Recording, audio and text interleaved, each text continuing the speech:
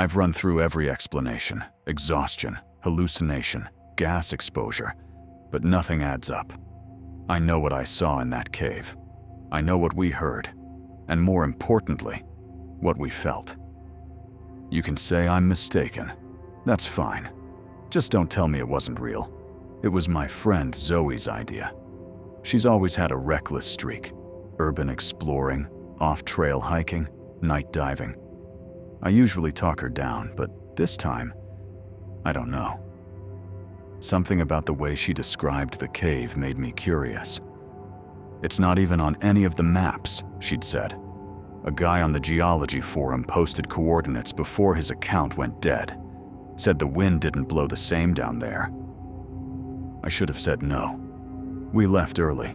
Just 2 backpacks, headlamps, spare batteries, and a rope line. No cell signal where we were going. The cave entrance was narrow, more of a seam in the rock than a mouth. You had to slide in sideways between slabs of limestone to even reach the chamber. The inside was colder than it should have been. Still air, like nothing moved in or out. Zoe made a joke about ancient burial grounds. I didn't laugh.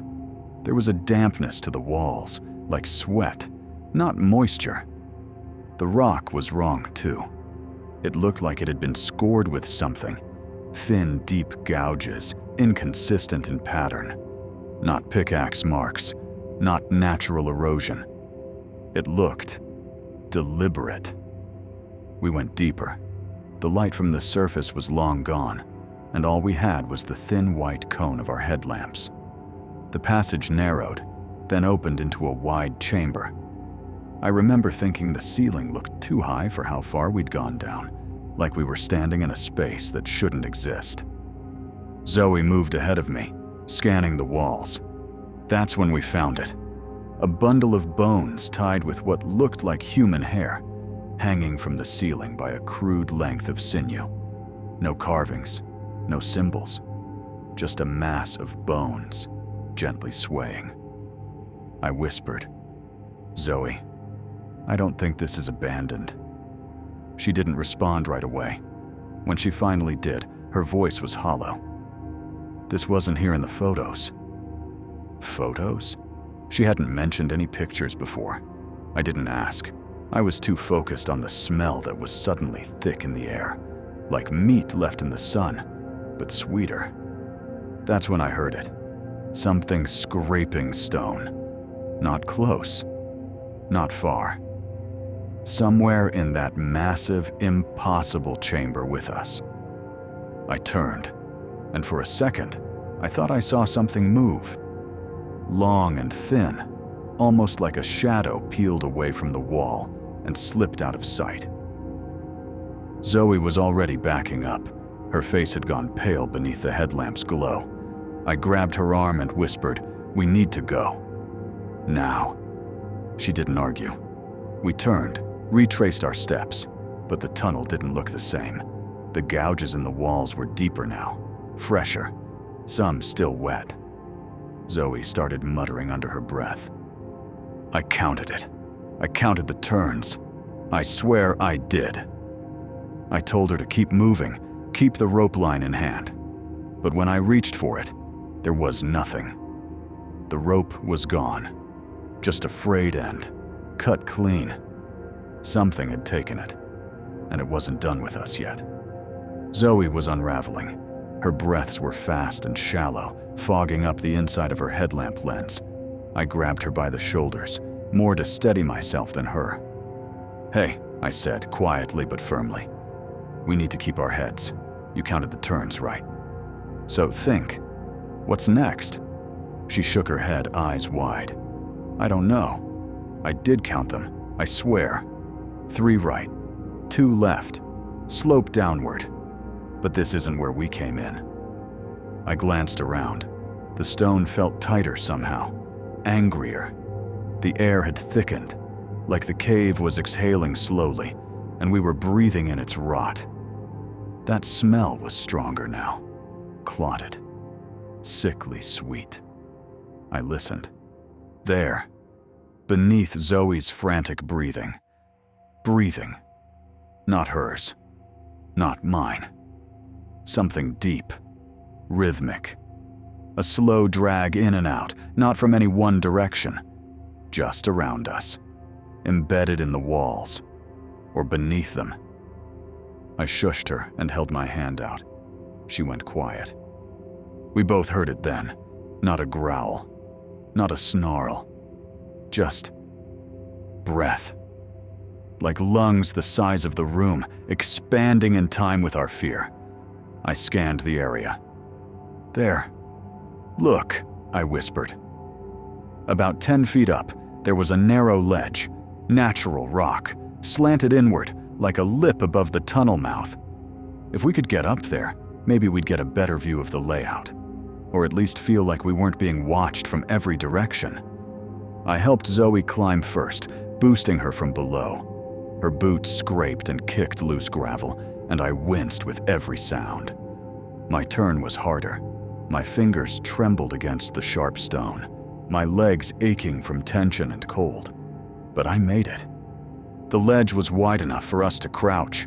Our lights reached further up here. That's when I saw it. A shape just outside the cone of our beams. It was too tall. That was my first thought. Not like a person, like someone had been stretched upright, arms long, joints sharp, body so thin you could see where the ribs nearly pierced the skin. Its back was turned. Pale, scabbed flesh stretched tight over its frame. Its head scraped the ceiling. And it was listening.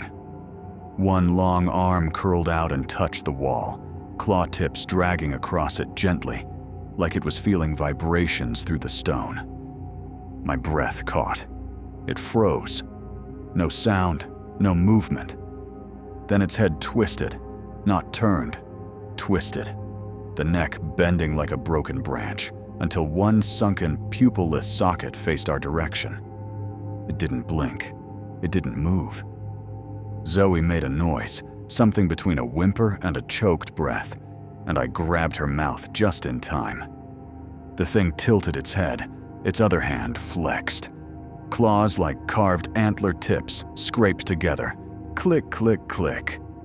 Then it sank back into the dark, not walking, melting. The way it moved made me feel wrong inside, like gravity didn't apply to it the same way. I didn't realize I was crying until I tasted salt. We sat there for what felt like an hour, maybe it was minutes. Time felt fake down there.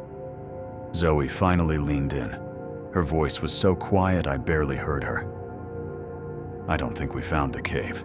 I think it wanted us to find it. That thought didn't feel paranoid. It felt true. The walls were grooved. The air was still. The bones were arranged. This wasn't some forgotten tunnel. It was a trap. Baited with something only the desperate or curious would follow. I pulled out the backup flashlight and checked our gear. Still had a flare, half a bottle of water. No rope. One knife. We couldn't stay up here. Whatever that thing was, it knew now. We had to move. I started to climb back down when I saw something strange in the rock below. Thin lines in the stone that looked too symmetrical, almost like script. Not in English. Not anything I recognized. Dozens of little carvings etched into the ledge just below where we sat. Each one a perfect copy of the last. Zoe saw them too. That looks like the markings near the... She stopped herself. Near the bone bundle. We both knew it. Below us, the breathing started again. But this time, it wasn't steady. It was excited. I told Zoe to stay. Don't move. Don't make noise. Don't shine your light unless you hear me call for you. She didn't argue, just nodded with that hollow, hunted look. Her hands gripped the rock until her knuckles went white. I climbed down from the ledge and slipped into the corridor on the far side, one we hadn't seen before. It felt older than the rest. The walls here were darker, like the stone itself had been scorched, not from fire, from time, or something older than time. My boots crunched something brittle beneath them. I didn't look down.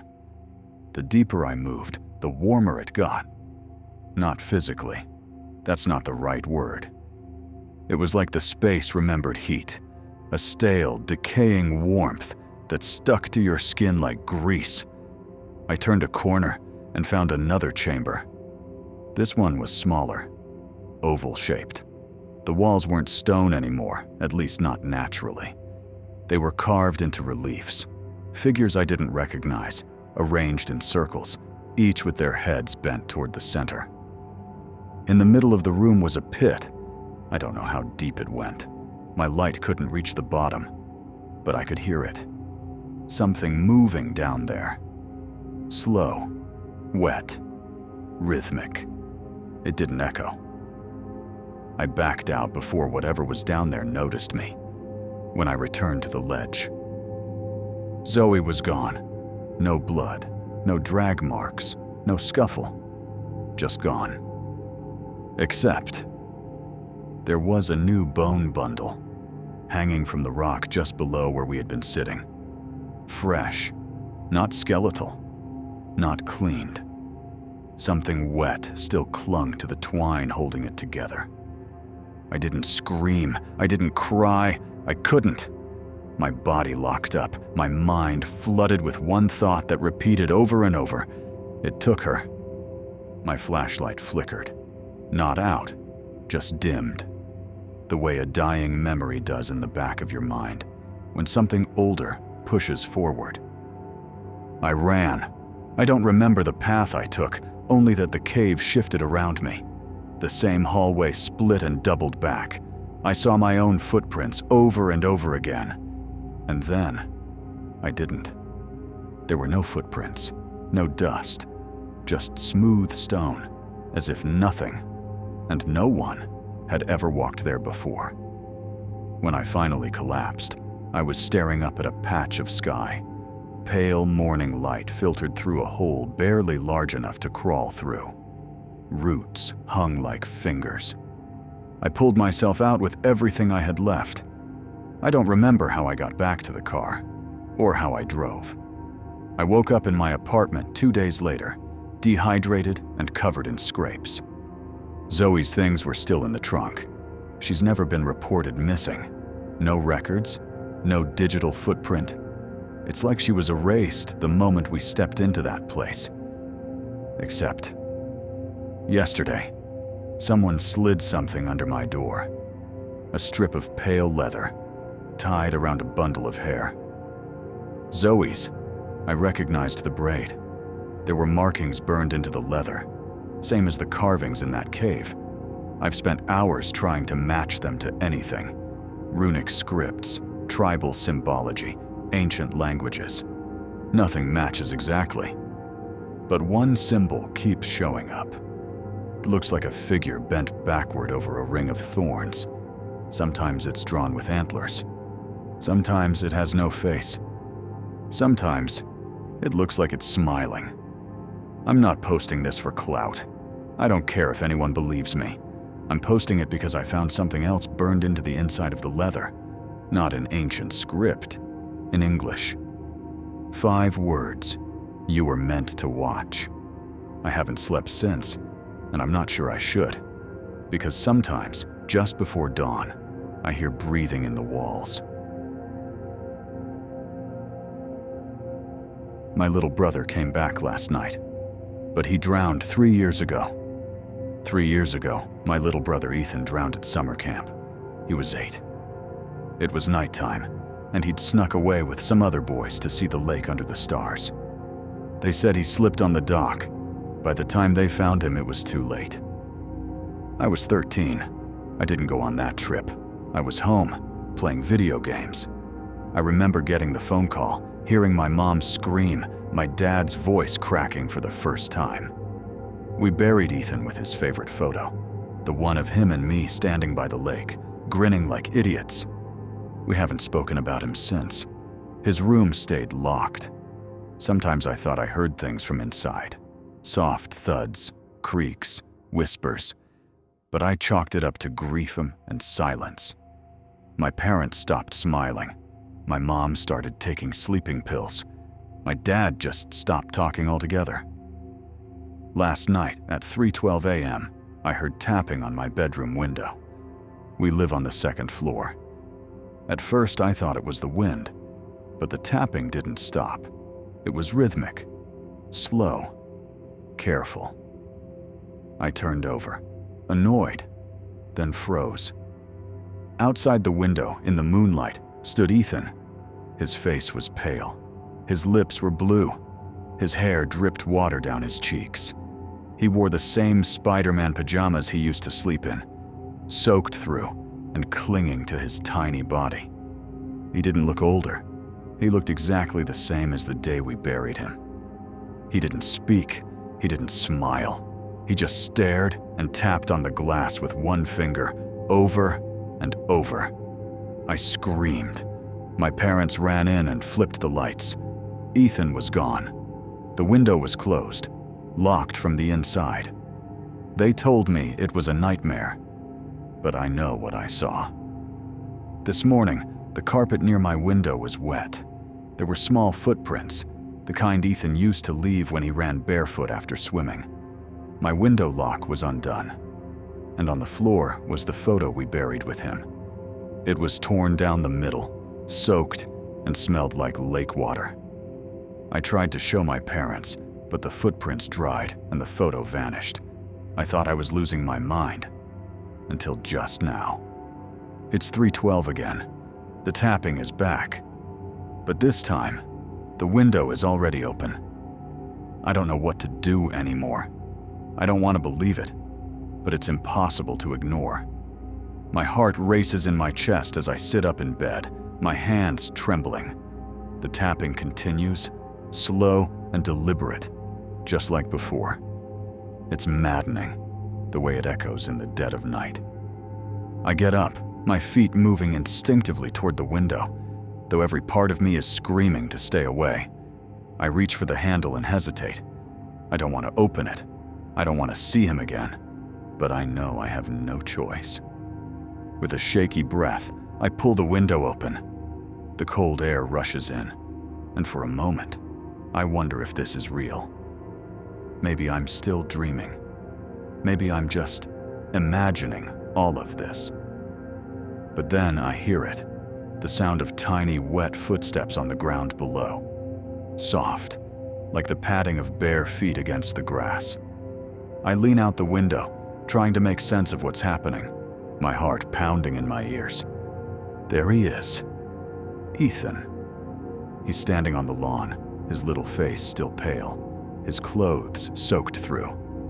His Spider-Man pajamas cling to his small frame, the fabric heavy with water.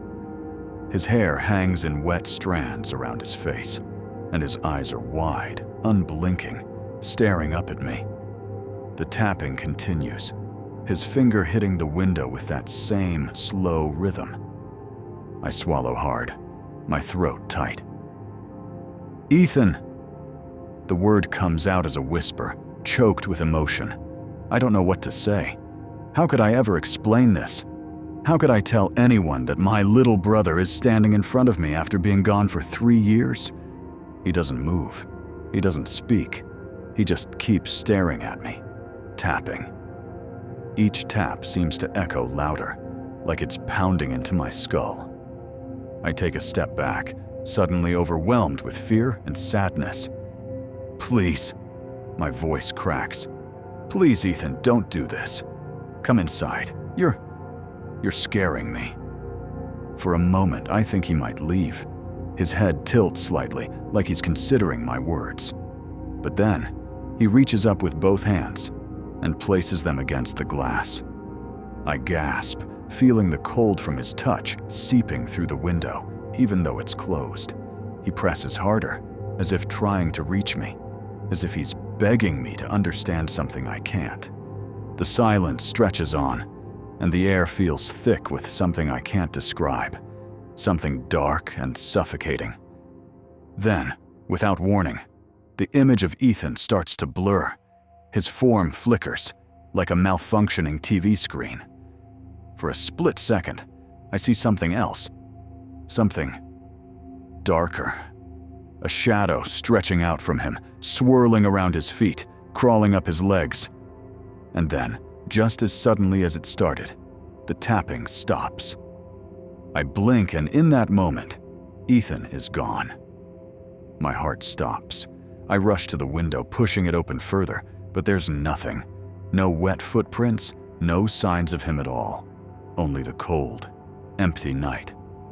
I pull the window shut and turn to face my room, my hands shaking uncontrollably.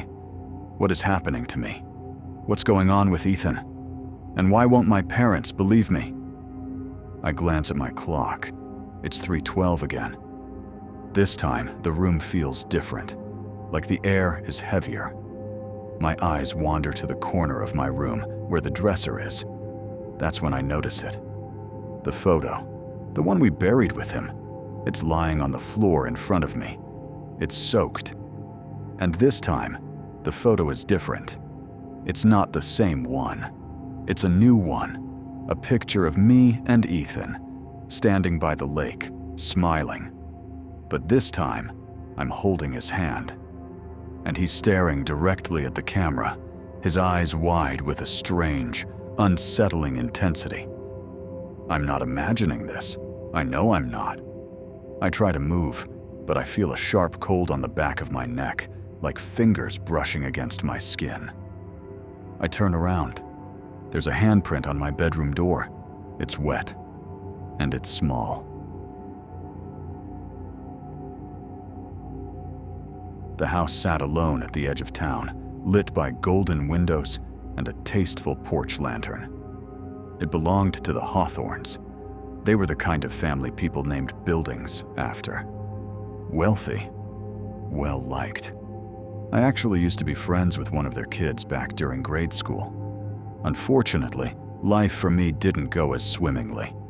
And although I'd never broken into a home I'd once been invited to, jobs around Rinville were fleeting, and I needed a bigger score than usual to carry me out of this town. And it's not my fault. The Hawthorns were the ones who basically killed Rinville. They had stock in every business that started here. Tech startups, green energy projects, even a damn syrup bottling plant. They were globally recognized before their stupid divorce and the disappearance of Mrs. Hawthorne shortly after. It was easy to assume that was Mr. Hawthorne's doing, but she was one of 17 who went missing that month. 16 of them had no ties to the man at all.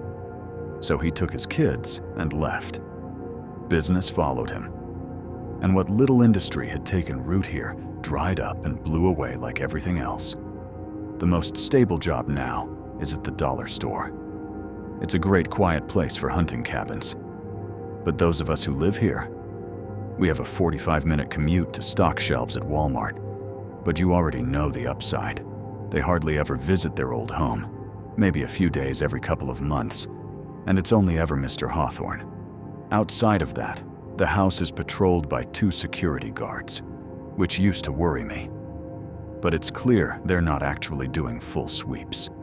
Just 2 lazy men with sidearms who get paid to lounge in a mansion and look intimidating. I mean, who would break into a house with security vehicles parked out front, right? Well, when you watch the place for half a year, you notice things. 7 out of 8 security cameras have red lights.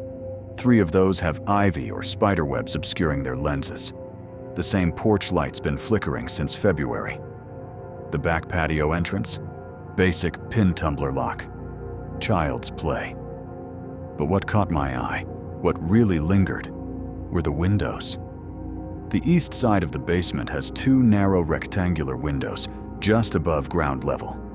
Not only are they locked, but nailed shut, thick black iron nails sunk into the brick. And those same 2 windows? The room behind them only lit up twice in 6 months, both times when Mr. Hawthorne was in town, the room containing the only thing valuable enough for the pompous billionaire prick to come back to town. 2 weeks ago, there were no lights, no guards awake, no Hawthorns. I'd made my decision. I rounded through the woods in a wide arc to reach a small hole I'd cut into the fence months ago, hidden behind a few overgrown bushes. The grass was damp, but the air was still. I crept along the perimeter until I reached the blind spot of the one security camera without a red light, just in case it still had power. From there, it was only a few careful shuffles to the left before I ducked under the patio. I knelt in the shadows and planted my Wi-Fi jammer, flicked it on, and tuned the frequency. It wouldn't reach the cameras in front, but it would be enough to scramble the feeds and alerts tied to the 3 back exits I'd been casing for months, a tight escape net if things went wrong. I chose the sliding glass patio door over the garage side entrance. Both were near staircases, but this one led toward the kitchen and living room, then the basement door beyond that. The garage entrance connected too closely to the bedrooms. I figured if the guards were still awake, they'd be planted on couches somewhere, nodding off to late-night TV.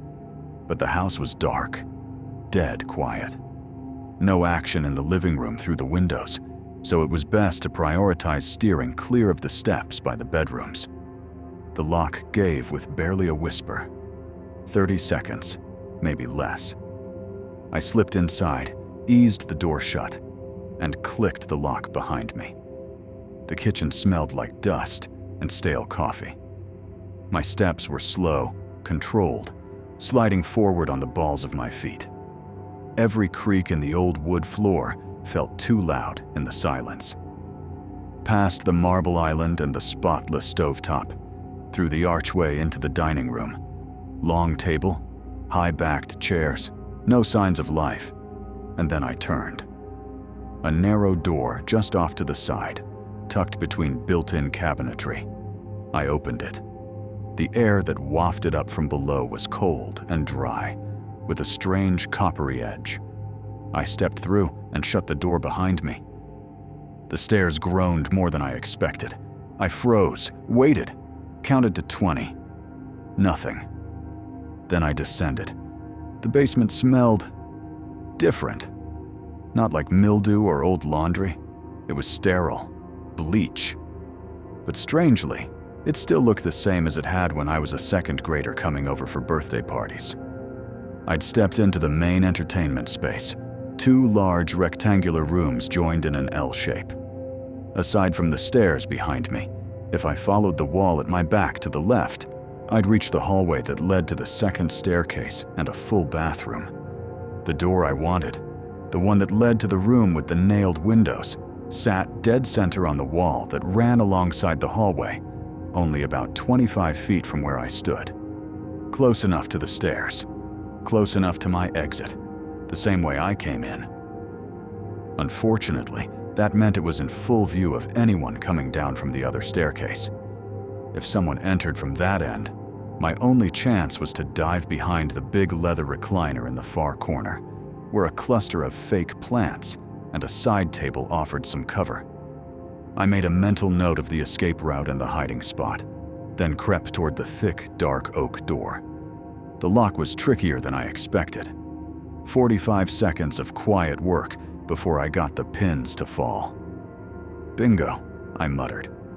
The door creaked as I eased it open, but I didn't stop when it was wide enough to slip through. I pushed it farther than I needed to, maybe too far. Maybe that was my mistake. A better thief wouldn't have hesitated. Since that night, I haven't opened a door all the way, not even halfway. I don't think I ever will again. As the angle neared 90 degrees, something gritty scraped beneath the door, a faint drag, like grains of sand or salt. Then I heard it. Footsteps, bare feet slapping against tile, then softer, on carpet. The second staircase. Someone was coming down. I shut the door as gently as I could and sprinted on the balls of my feet, ducking behind the recliner and crouching low behind the fake ferns and dusty side table. And I held my breath. A burly man flicked on the stairwell light. He muttered over his shoulder to someone I couldn't see, clearly the other guard. It was probably nothing, man. The dust triggers this shit all the time. Just check the kitchen. A laser system. You've got to be kidding me. I didn't understand why it was necessary yet. But I would. Very soon. The man trudged down the hall, thankfully too lazy or groggy to flip on any more lights. The only one lit was the stairwell, casting his silhouette deep into the room. His shadow reached the floor just a few feet from my hiding spot. Then he stopped. He was barefoot and wearing sleep attire. The only thing that marked him as a guard was the sidearm at his waist. He scrunched his toes in the carpet and bent down, brow furrowed, picking something up. A speck. A grain. "The barrier," he muttered. The words barely made it out, half gasped, half whispered. My gut twisted. He was about to figure it out, that someone had disturbed whatever the hell that gritty stuff was. Salt. Sand. Rice, maybe. He straightened slowly, put his ear to the door, left hand on the knob. His right unclipped the holster at his hip. "You idiot." I blamed myself. I forgot to relock the door, and it was going to raise all of his alarms. My self-loathing swelled even as the rational part of me reasoned that there hadn't been time to lock it. But it didn't matter. He'd know. He'd open it, and I'd be... And just then, the center of the oak door exploded inward, a shriek of splintered wood and ragged force. Two long, bone-thin arms burst through, gray with decay, slick with sinew, mottled with sores that wept pus and rot. Fingers like snapped branches lashed out, tipped with yellowed nails crusted in dirt and old blood. The guard didn't scream. His breath caught in his throat. The thing's knuckled hands clamped around his waist, not his chest, not his legs, his waist, like it meant to fold him in half. Then it did. A sickening snap echoed through the room as his spine bent backward. He didn't even cry out. His eyes locked with mine across the room, wide, horrified, searching for something, for help. He was sputtering out blood, gawing. The arms continued to pull. It yanked him by his ruined waist into the splintered hole, forcing him through like a toddler, jamming the square block into the round hole of a toy. The jagged wood peeled him as he went, his face dragging against splinters, his ankles twitching and twisting beneath his head, desperate to follow the rest of him through. Then a wet thud as he hit the floor on the other side. Silence. Then the door creaked open, and it stepped out. Shambling, tall, hunched.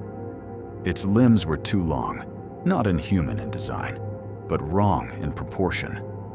Its spine pushed against the skin of its back like something trying to emerge. The hair on its scalp hung in greasy, stringy mats, the kind that looked like it would all come off in one slick wipe. Then I saw its face, or what was left of it. A slack, dangling jaw crowded with teeth, some animal, some jagged, and some familiar, human-like. But what hit me hardest wasn't the teeth. It was the bracelet, delicate silver links with a small amber stone, the kind a kid remembers because it looks like something no one else's mom ever wore, paired with a ring I hadn't seen since I was 8. A massive diamond, the most expensive thing I'd ever laid eyes on back then. Mrs. Hawthorne. Scanning the room, the Hawthorne thing nearly locked eyes with me. Her gaze drifted, slow and dragging, pupils wide and black, swallowing what should have been her irises. Those empty eyes crept closer to my hiding spot, like she could feel me, sense me. Could she smell the piss running down my leg? Then, a yelp from the stairs, the other guard. Her head snapped toward the sound with a twitch so fast it barely registered, less like turning and more like a glitch. He was gone around the corner, running. I heard him throw down stools in the kitchen to cover his escape. Then she was off. She bolted for the stairs, slamming into the walls as she went. The sound of her sprint, no, something faster than, rattled the floorboards, inconceivably fast. Then came the tearing, wet, violent, a splash of glass shattering, and finally, the alarm. I gave it a minute. The police station was in the center of town, and I wasn't about to be the next body bag just because I didn't want to bump into the cops. When I finally moved, I tightened the strings on my hoodie and sprinted out the front door.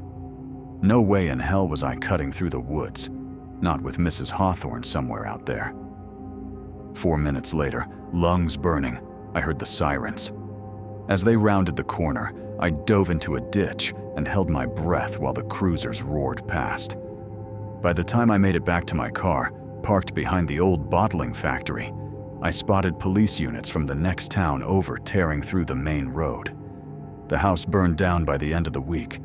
I don't know what the police know, but they're not telling the town the truth. 2 young girls went missing that Thursday. Last time they were spotted was the swing set behind the elementary school. On Saturday, they found an abandoned car out by Observatory Park, near the edge of town. Blood on the dash, signs of a struggle. There's still a few people who haven't officially been reported missing, but their families are posting, asking if anyone has heard from them recently. During one of the search parties, a sheriff never came back, just didn't return. And in the last 7 days, judging by Facebook posts, 11 pets have vanished. Dogs, cats, even a parrot, someone said. I want to leave. Every instinct I have is screaming at me to run. But they've issued a stay-at-home order, so now I'm stuck here,